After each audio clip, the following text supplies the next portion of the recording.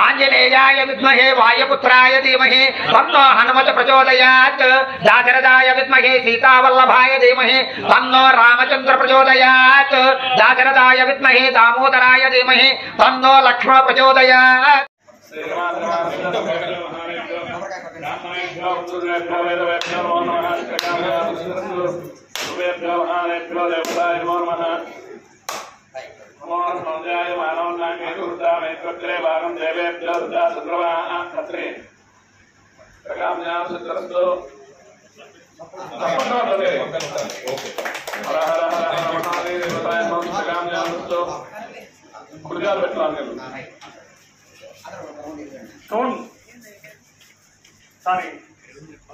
ప్రారంభోత్సవానికి ఇక్కడికి వచ్చి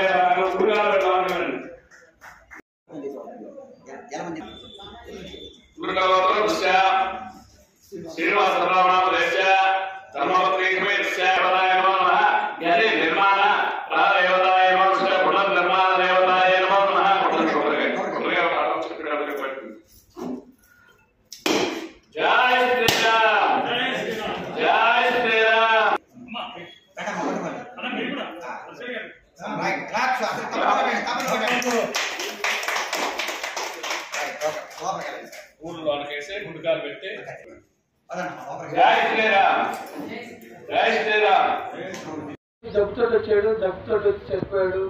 వాడు చనిపోయిన తర్వాత 2 రోజులకి సంవత్సరానికి మేము ఇక్కడికి వచ్చాము భోజనాలు పెడతాం. కానీ ఇక్కడ భోజనాలు పెట్టిన తర్వాత చూశారు, ఇక్కడ పరిస్థితులు అందరూ వాతావరణం చూసిన తర్వాత నాకు అనిపించింది ఇంత బాధపడుతున్నా చాలా అని చెప్పి అనిపించింది. పేరెంట్స్ వాళ్ళ పిల్లలు నిజంగా వదిలేశారు పూర్తిగా. కూడా వాళ్ళకి బట్టల ఆధారం కూడా ఏం లేకుండా వాళ్ళకి అనిపించారు. కొంచెం మరీ ముసలి వాళ్ళు కూడా ఇంట్లో ఉండి కొంతమంది ఉండి వదిలేసిన వాళ్ళు కూడా ఉన్నారు ఇందులో ఆ రోజుల్లో నేను చూసిన వరకు.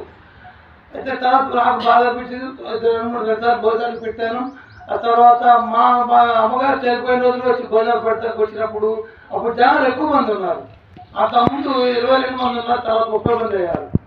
అయితే ఇంకొక 6 మాకు సేగారు పంపిస్తా ఉన్నారు ఇక్కడికి, గదులు సరిపోవట్లేదు కాబట్టి వీళ్ళు అనుకుంటూ విన్నాను. వాళ్ళు బాధపడుతూ ఒక గద 200 కట్టాలని చెప్పి ఆ టైంలో నాకు అనిపించింది ఇది ఫ్రీగా విశాలంగా ఉంది స్థలం, క్లీన్ చేసేసారు, కట్టిపిస్తే బాగానే ఉంటుంది అనిపించింది నాకు కూడా. ఎంత అవుతుందంటే ఒక 2-3 లక్షలు అవుతుందని వీళ్ళు అన్నారు. సరే 2-3 లక్షలు కాదు 4,000 దేవని అని చెప్పి మొదలుపెట్టాను. ఈరోజు 11 లక్షలతో పూర్తి చేశాను. అయితే 10 లక్షలు ఇచ్చి అయిపోయింది. మళ్ళీ అదొక 95,000 పెట్టి 20 మొత్తాలు చేయించాను. అది కూడా ఇనపంచాలు కాకుండా జియోమెట్రీతో చేయించాను. 50 సంవత్సరాల పైన స్టాండర్డ్ పర్మనెంట్గా ఉండాలి అనే ఉద్దేశంతో. అంతే, నాకు స్టేజ్ మీద ఎప్పుడు మాట్లాడలేదు.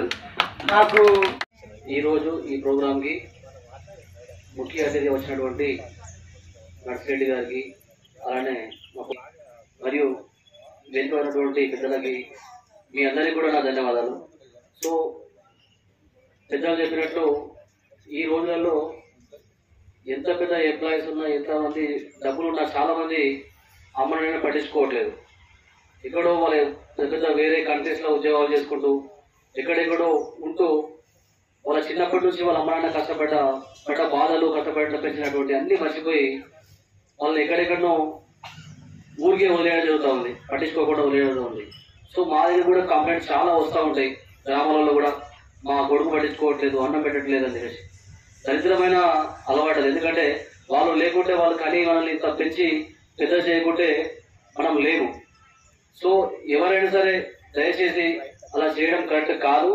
అలాంటి అందరినీ కూడా విజయమ్మ గారు మంచి మనసుతోటి ఇలాంటి ఒక ఆశ్రమం పెట్టేసి అందరి యొక్క అడ్వైస్ తీసుకొని, అందరినీ హెల్ప్ తీసుకొని, వాళ్ళందరినీ కూడా తల్లిలాగా అందరినీ చూసుకొని ఎలాంటి ఇష్యూస్ లేకుండా వాళ్ళు వదిలేసినా కూడా ఆమె దగ్గర ఉండి ఇంతకుముందు మేడం చెప్పినట్లు వాళ్ళకు బాత్రూమ్కి వెళ్ళినా ఎక్కడ వెళ్ళినా మన ఇంట్లో మన పిల్లల్ని మనం అక్కడ చూసుకొని పట్టింది. అలాంటిది ఆమె పెద్ద మనసుతోటి ఆదరించి అందరిని అడిగి అందరు హెల్ప్ తీసుకొని ఇలాంటి చాలా బాగా మంచిగా రూల్స్ చాలా బాగున్నాయి.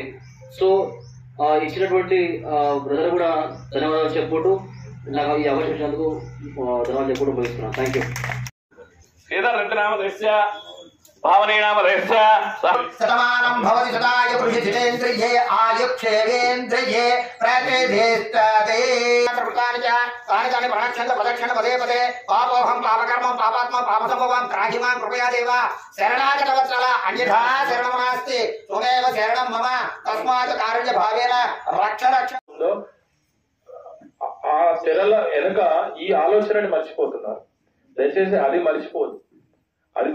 మన చుట్టూ ఉన్న వాళ్ళు కూడా ఇంకొక దౌర్భాగ్యమైన విషయం ఏంటంటే, నా పక్కన ఏం జరుగుతుందో నాకు అక్కర్లేదు, నేను మంచిగుంటే చాలు. నా తల్లిదండ్రులు, నీకు సమాజంలో ఒక ఊర్లో ఒక 1000 కుటుంబాలు ఉన్నప్పుడు 300 కుటుంబాలు ఈ సమస్యని, తల్లిదండ్రుల సమస్యని రాజకీయ కోణంలో, కుల కోణంలో, లేకపోతే ఇంకో కోణంలో చూడకుండా ఇది అన్యాయం అని తెలిసినప్పుడు, కనీసం 100 మంది ముందుకొచ్చి ఇది అన్యాయం అన్నప్పుడు ఖచ్చితంగా వాడు చేంజ్ అవుతాడు. వారికి విధించండి సంఘ బహిష్కరణ, సోషల్ బహిష్కరణ. మనం అప్పుడప్పుడు పిచ్చి పనులు చేస్తామే, కుల బహిష్కరణనో ఇంకోటనో, అది కాదు చేయాల్సింది. సంఘ బహిష్కరణ చేయాల్సిన వాళ్ళకి తల్లిదండ్రులకు అన్నం పెట్టని వెదవలేదు. అది చేయండి, మేము సపోర్ట్ చేస్తాం. అది చేయండి. వాళ్ళ ఊరు గ్రామ బహిష్కరణ చేయండి, తల్లిదండ్రులకు అన్నం పెట్టి. సుప్రీంకోర్టు కూడా మెచ్చుకుంటానండి. మానవత్వం చట్టం కంటే ముందు మానవత్వం.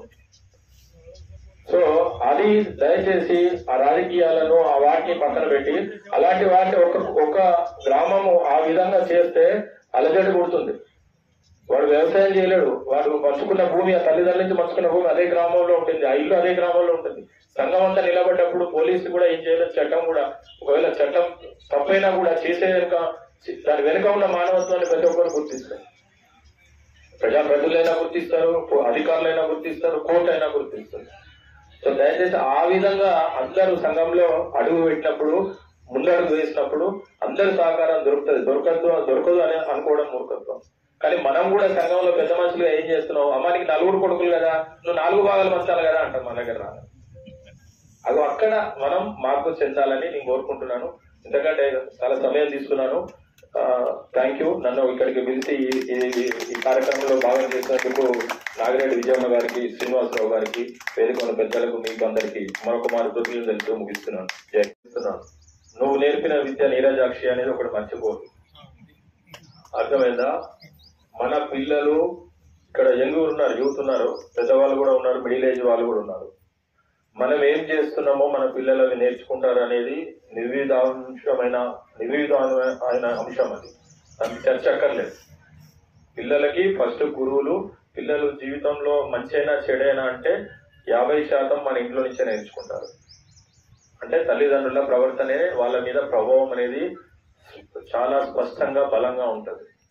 సో నువ్వు 5 ఏళ్ల పిల్లవాడు 6 ఏళ్ల పిల్లవాడు ఊహ తెలిసినప్పటి నుంచే నువ్వు నీ తల్లిని చీత్కరించుకునే, నీ తల్లిని కోప్పడేదో, నీ తల్లిని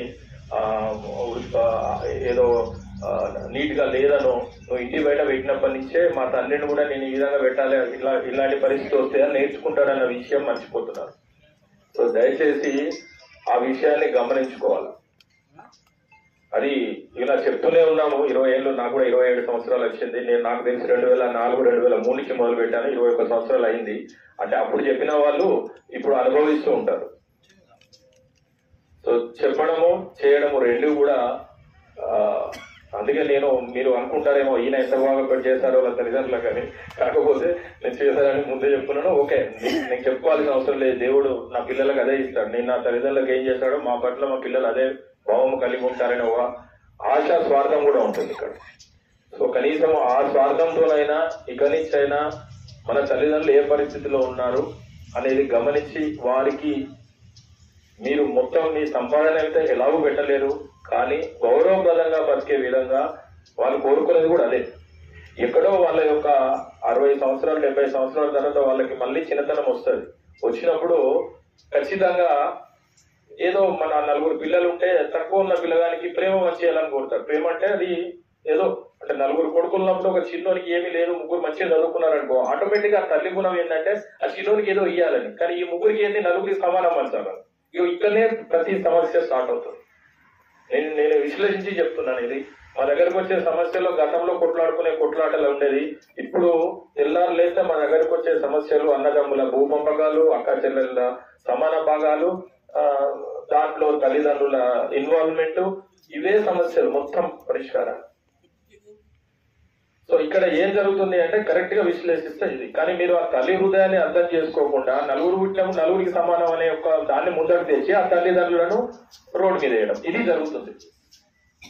దయచేసి వాళ్ళు చట్టపరంగానో లేకపోతే మీ పరంగానో వాళ్ళు తప్పు అనుకున్నప్పటికీ నన్ను జన్మనిచ్చారు, మరి నన్ను పెంచారు, నా పరిస్థితి దేవుడు మంచిగా ఇచ్చాడు కాబట్టి నేను ఒక చెయ్యి ఎక్కువ వేస్తే తప్పు లేదు అనే ఒక చిన్న లాజిక్ ని మిస్ అవుతున్నాను.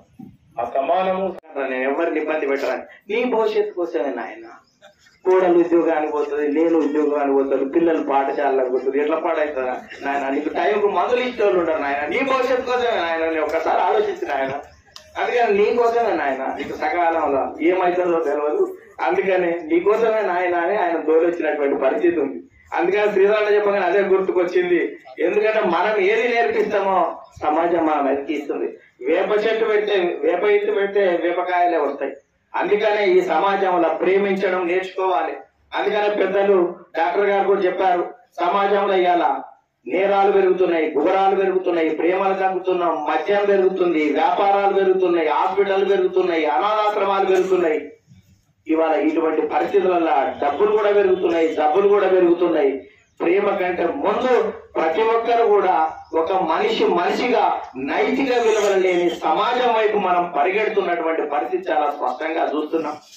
అందుకని ఇటువంటి పరిస్థితి మారాలంటే అన్న చెప్పినట్టు మనం తల్లిదండ్రులను గౌరవించాలండి. మా ప్రొఫెసర్ ఎండి వకీల్ అని దాదాపు నేను చూసినప్పుడు 70 సంవత్సరాల వయసులో కూడా వాళ్ళ అమ్మ ఉంటే బయటికి వెళ్లే ముందు పదాభివందనం చేసేవారు.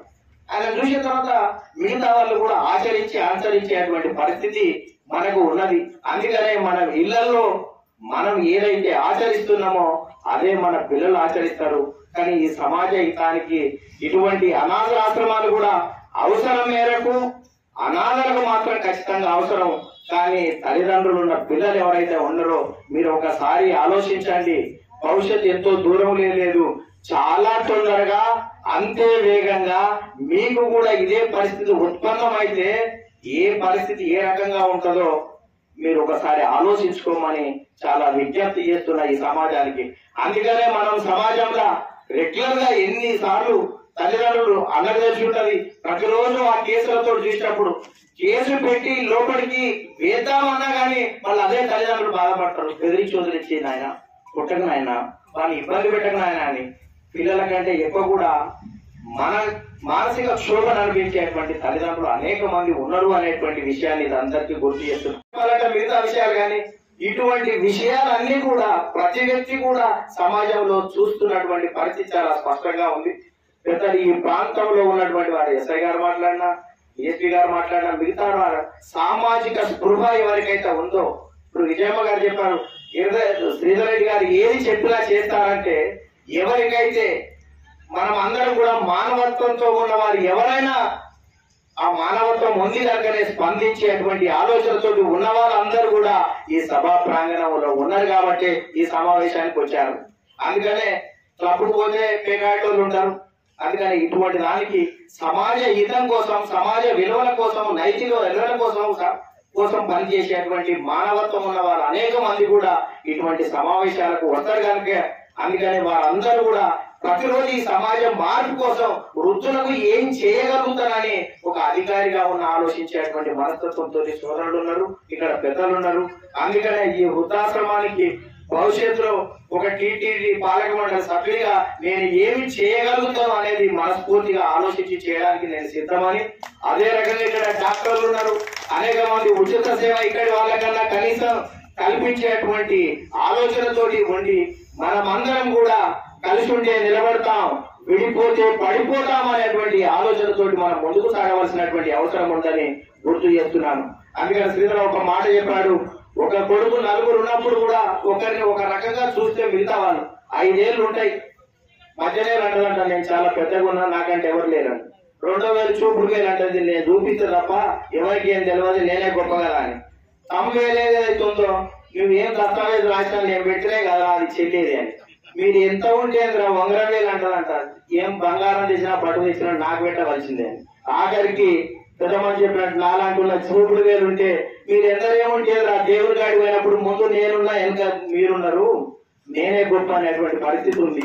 అందుకనే సమాజంలో ఎవరు ఏదున్నా మనం అందరం కూడా కుటుంబంలో అన్నదమ్ములున్నా అక్కచెల్లెళ్ళున్నా ఆర్థికంగా ఎవరు బలహీనంగా ఉన్నా ఆ కుటుంబాన్ని మనం అందరం కూడా కలిసి బలోపేతం చేసుకొని కుటుంబాలు బలోపేతం అయితే సమాజం బలోపేతం అవుతుంది, సమాజం బలోపేతం అయితే దేశం బలోపేతం అవుతుంది.